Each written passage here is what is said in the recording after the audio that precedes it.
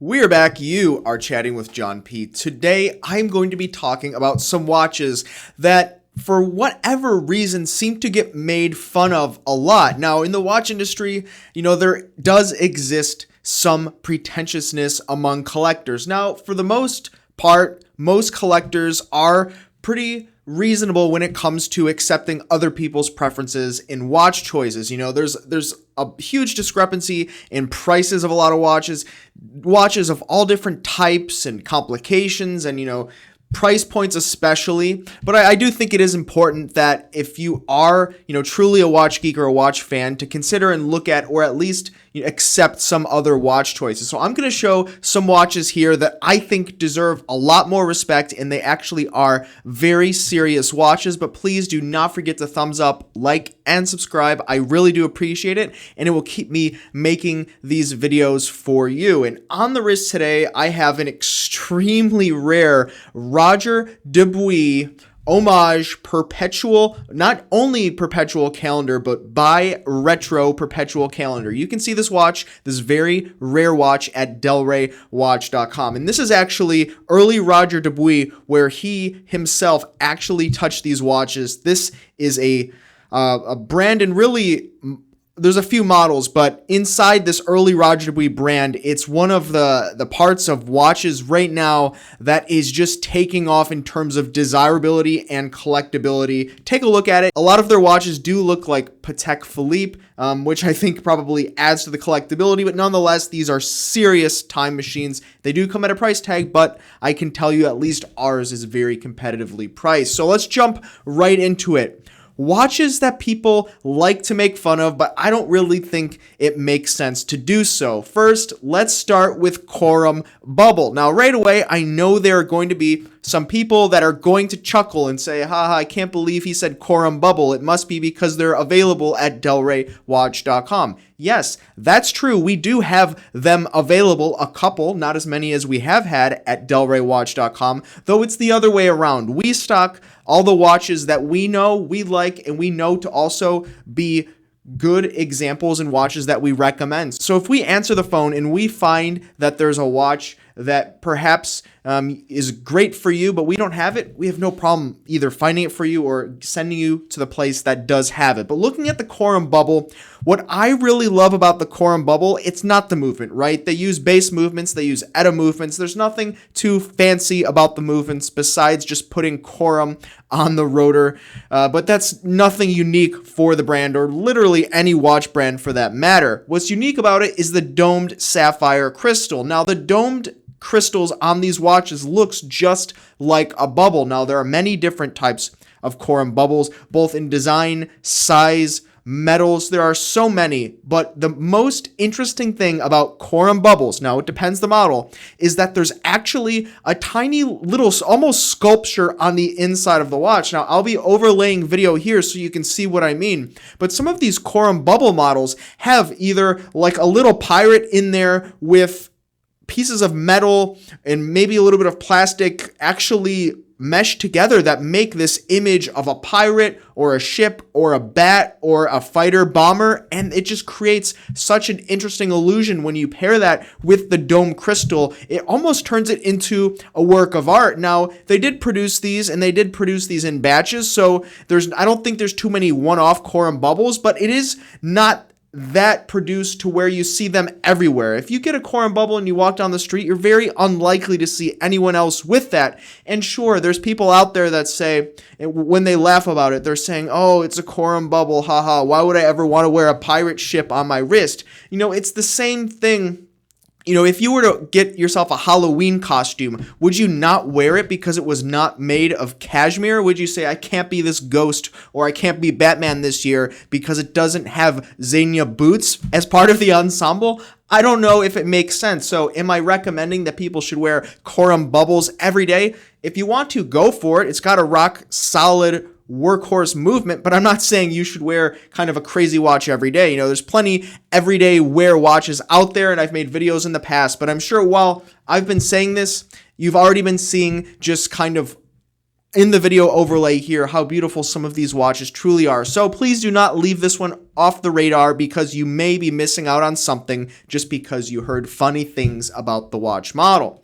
Moving on to the next one, guys. This one it also gets so much hate, and you see it in the pricing a lot, but it doesn't always make sense sometimes. And this is the Louis Vuitton Tambour, specifically the Tambour chronograph. Now, they've made the Tambour for quite a long time now. They have both chronograph versions, and I believe now there's even dive watch versions, and they have regatta versions, and a lot of them are quartz, I will admit. So maybe spending $3,000 on a pretty basic quartz watch just to say Louis Vuitton on the dial is probably not for watch collectors or serious watch enthusiasts. Maybe if you kind of like it and you've got a lot of disposable income. But looking at their automatic versions of the watches, their chronographs are powered by El Primero, the Zenith El Primero legendary chronograph movement. So you're getting an extremely high beat chronograph movement that is not only rock solid, but used in a lot of greats in watchmaking. So to see something like that in a watch, it really shows that Louis Vuitton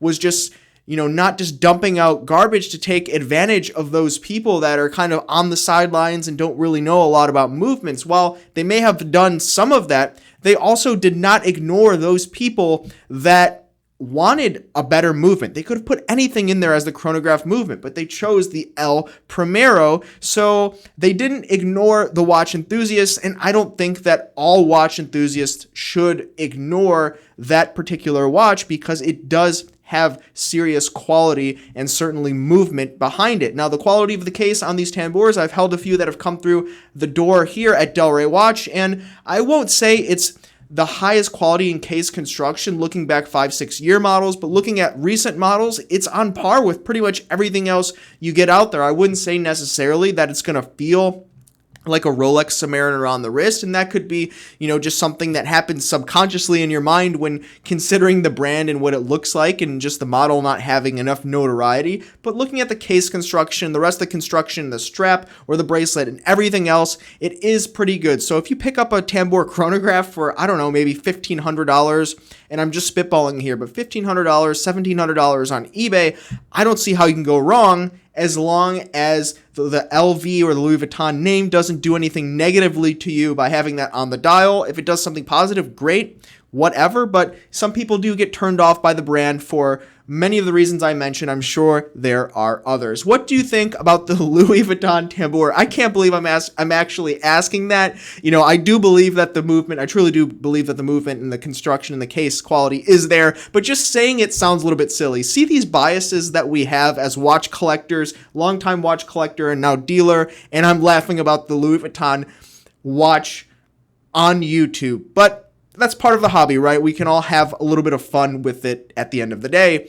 Moving on to the last watch. The last watch, now, not everyone makes fun of it, but hardcore Speedmaster enthusiasts sometimes make fun of this watch, and I think it's actually a great, certainly starter watch, but an everyday wear chronograph watch. This is the Omega Dynamic Chronograph. Now, this watch was not produced for many years. It was produced for, I think, maybe 3 or 4 years, not a long time, and it was supposed to be post-World War II or maybe World War II Omega military-inspired watches. Now, it doesn't really look 100% like anything Omega produced in World War II or post-World War II, but you get that kind of feeling, and I believe there were also some ads and some literature that circles around out there that kind of leads you down that path. But once again, it was produced very limitedly, but you do see them all over the place out there. So I'm sure they did produce quite a number of them, because you see them on the internet, but the period of time where it was produced was not as long as compared to something like Speedmaster Pros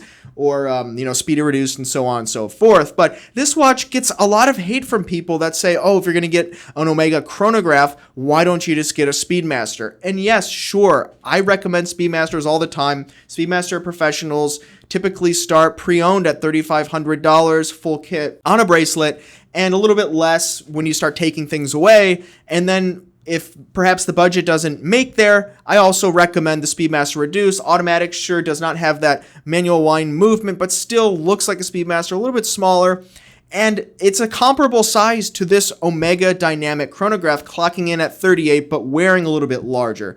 And you just don't see people too often keep it in their collections. We get a lot through the doors here, and people will buy it, say it's not for them, and then move it along. And I think there is kind of people that like to make fun of it, and I don't totally understand it. Sure, I mean, it basically has an ETA movement with a chronograph on it, so it's not the craziest of movements, and you might be lacking when compared to a Speedmaster Professional. But then again, it's clocking in at maybe a third of the price of an Omega Speedmaster Professional, just depending on condition, box, and papers. So how can you really go wrong?